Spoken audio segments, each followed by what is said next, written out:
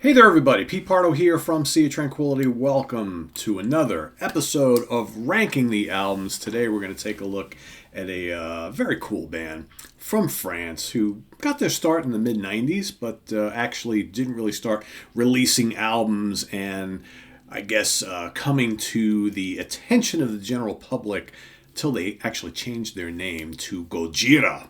Okay, we're talking about the great French extreme metal, technical metal, progressive metal, death metal, atmospheric metal, right? They kind of do all of these things. They're a very, very unique band. At their core, from the beginning, more of kind of like a tech death band, but as we've seen over the years, they have morphed into all sorts of different sounds and styles, but all of them very original and just sounding like Gojira. I mean, they have a very unique sound, and from the vocals to the guitar work, the drums, the whole nine yards. And currently, the members of the band are Joe. I'm going to try and say all these names as best I can. Right, Joe Duplantier on lead vocals, rhythm guitars, does a lot of the songwriting. You got Mario Duplantier on drums.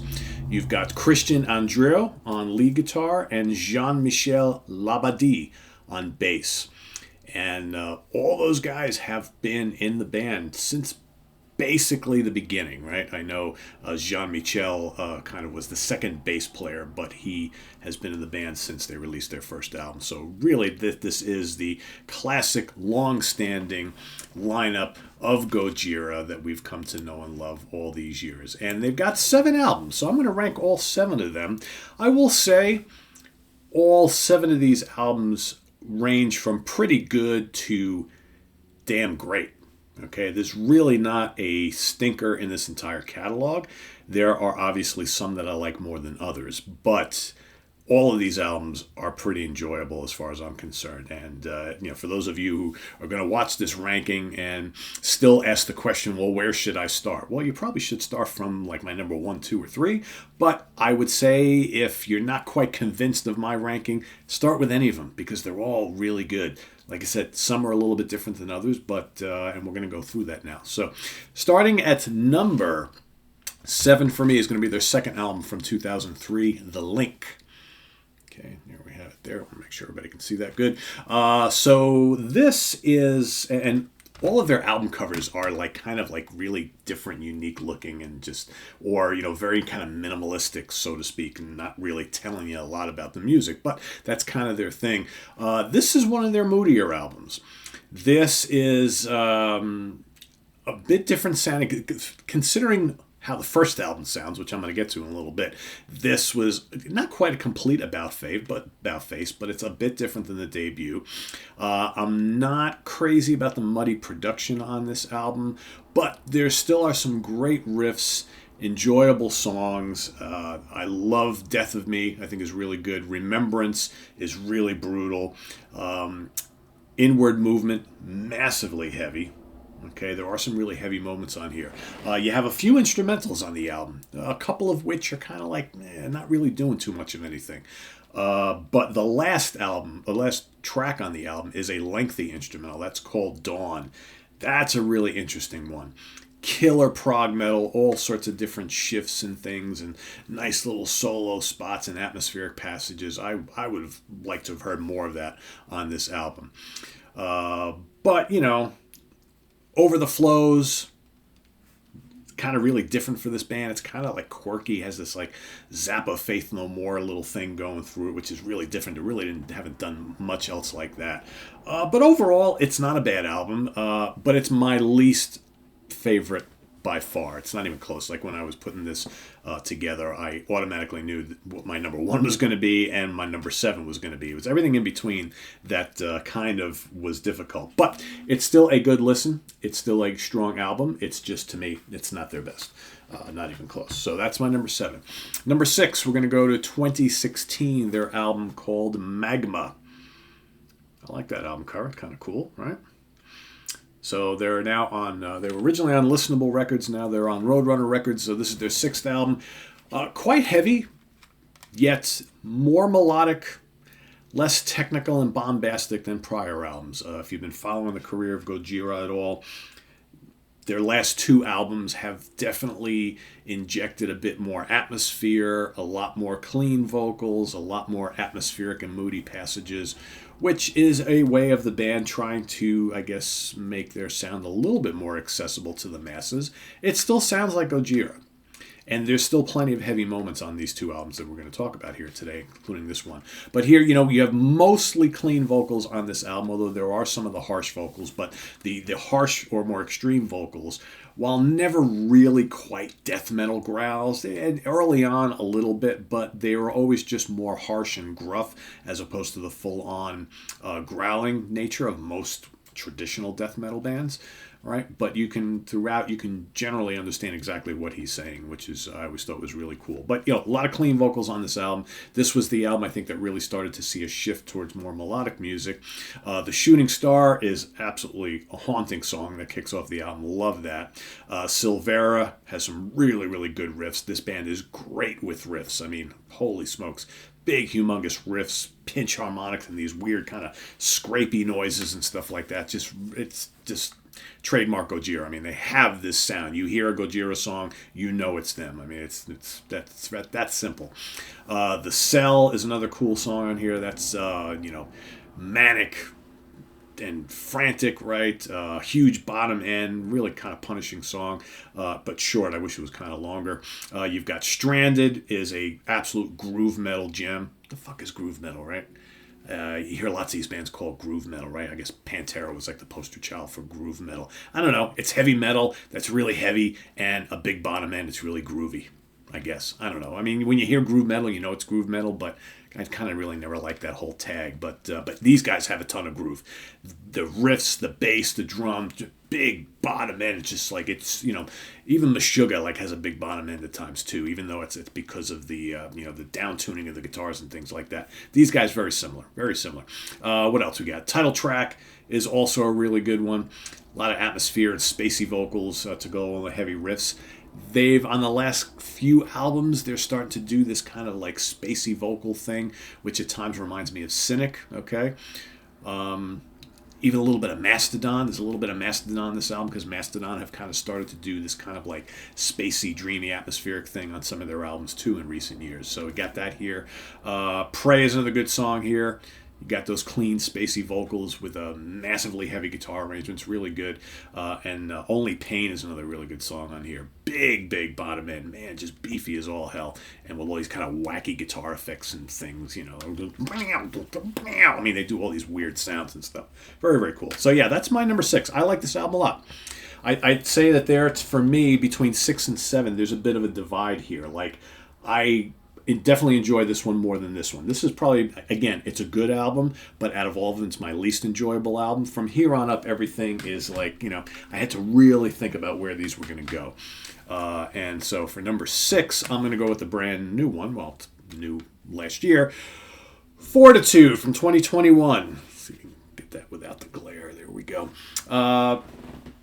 Definitely even more accessible, I think, than the Magma album. Very melodic. But it still sounds like Gojira. Born for One Thing. Really killer opener. Really like that a lot. It's spacey and it's heavy. Clean and harsh vocals mixed in. Really good.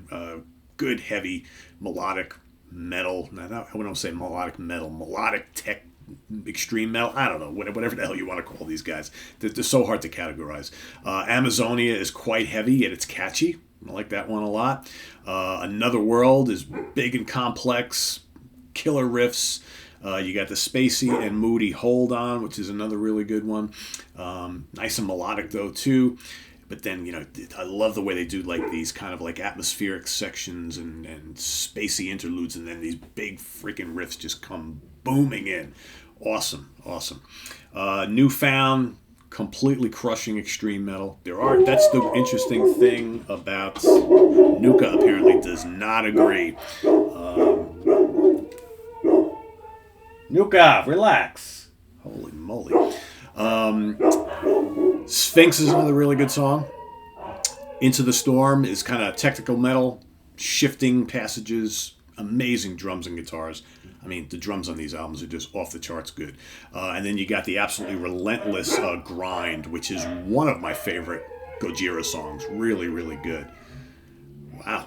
That's pretty crazy. We must have had a delivery. It must be like Amazon delivery time, I guess, because that's usually the reaction that the Amazon delivery driver gets when he stops and drops something off on the front porch. What else? So, yeah, Grind is very similar to the classic era of this band. But, then this album also has a couple really mellow songs, like Fortitude, the title track, The Chant, and The Trials, which are just kind of like, they just don't really sound like Gojira. It's just really, really mellow, kind of these floating songs, almost like Anathema, right? Or one of those kind of bands like that. But I will say The Trials is actually pretty intoxicating, and it's like, it's interesting to see like if they'll start to incorporate more of that type of material on future albums. It's like I'm still kind of getting used to that type of stuff from them, but the rest of this album is just absolutely kick-ass, and I love the production on it. So the songs, you know what it is? The songs that I really like on this album, I really, really like a lot. I almost ranked Magma higher than this one. It's kind of strange seeing as I've only had this not that long, and but I'm ranking it higher than the one before. But I think the songs that I like on here, I love on here. We always talk about those albums that will rank a little bit higher based on the strength and the impact of just a percentage of the songs on there, even though some of the other tracks you might not be as into, and it might not be a top to bottom, start to finish as strong as other albums because of those couple albums that you just love so much. It kind of, makes you rank it a little higher. So anyway, that's my number 5, Fortitude from 2021. Next, we're going to go for number 4 to 2001, the debut, Terra Incognita. Right, kind of got that interesting Tool meets Meshuggah album cover here. Absolutely crushing debut.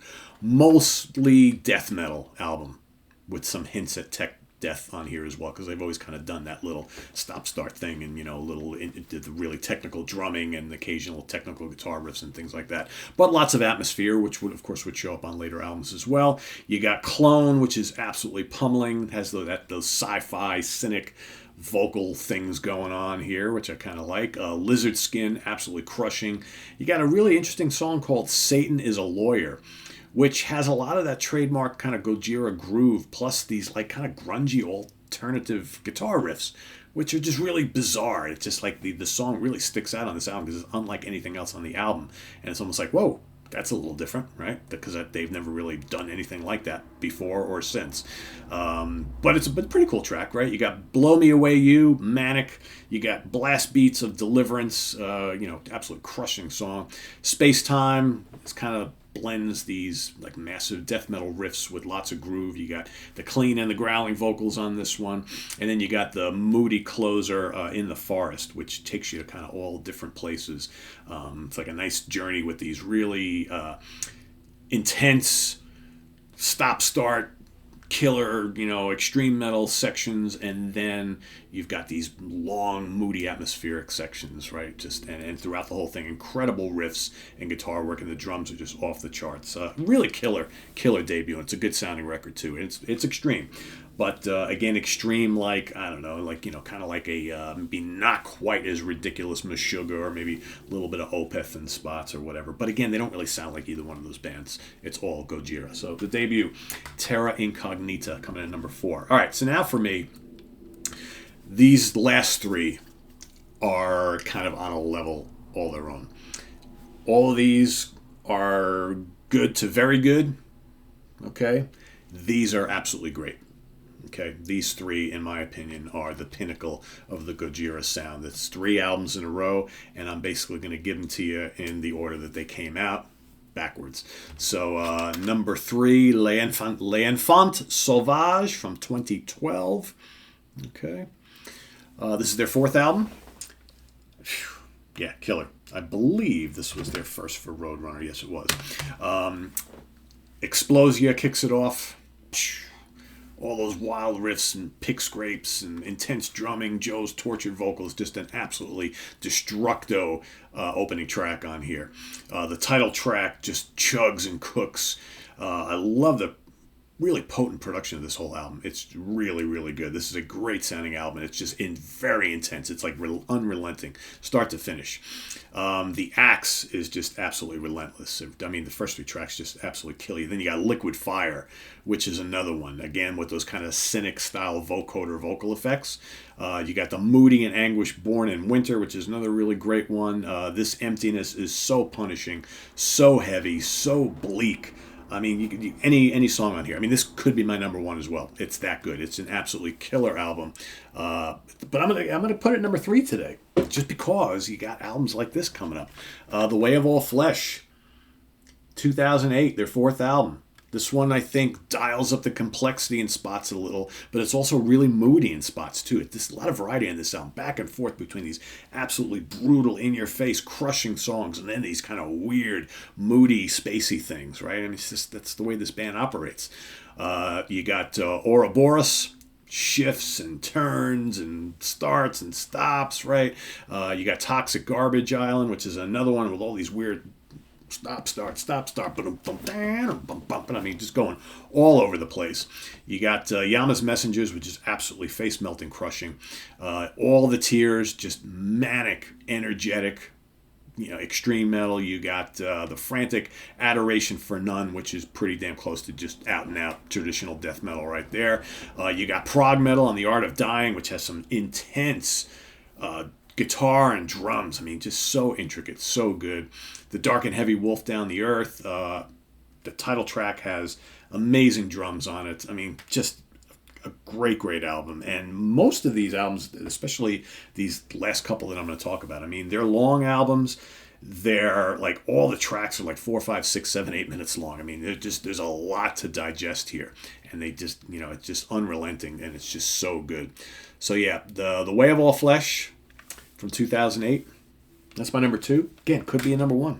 Could be a number 1. But sometimes you got to go with the one you heard first, right? That's amazing how often that happens. And that is the case for me. So 2005, the 3rd album, From Mars to Sirius. Stephen Reed, if you're watching, yes, that's one of the few times you're actually going to see a hype sticker on one of my CDs. I never quite took it off. You can tell I tried to take it off, but it wasn't coming off that easily. And I just said, fuck it, and I left it on there. So, yeah, but this is great. 3rd album, first one that I heard, bone-crunching, heavy, tons of groove, extreme but not overly so, death metal meets groove metal meets tech prog metal, whatever all that means. Ocean Planet is immense. You got these incredible, like, pinch harmonics and pick scrapes. You got Backbone, which is killer. From the Sky is amazing. You got blast beats and bellowing vocals all over the haunting, Unicorn. Where Dragons Dwell is absolutely epic. Man, those riffs rule. Just absolutely unbelievable. The Heaviest Matter of the Universe. The Prog of Flying Whales, which is kind of like Opeth with all the kind of textures and things that are going on. Love it. Slow and Heavy in the Wilderness. You got the Melodic World to Come, which has some clean vocals on it. We're starting to see a little bit of that here. Too Serious is actually brutal. Crazy prog tech death metal of Global Warning. I mean, it's basically a absolutely perfect album. Absolutely perfect album. And again, but these last 3 are like that. So there you have it, everybody. Boom. Boom. Boom. Boom. Boom. A ba-boom. And number 7, ba-boom. There you have it. Rank them as you like them in the comments below. And visit us on the web at www.seatranquility.org. We're on Facebook. We're on Twitter. Of course, we're here on YouTube all the damn time. Thanks for watching this episode. I'm ranking the albums of Gojira. I am Pete Pardo. We'll see you real soon here on the channel. Take care. Bye-bye.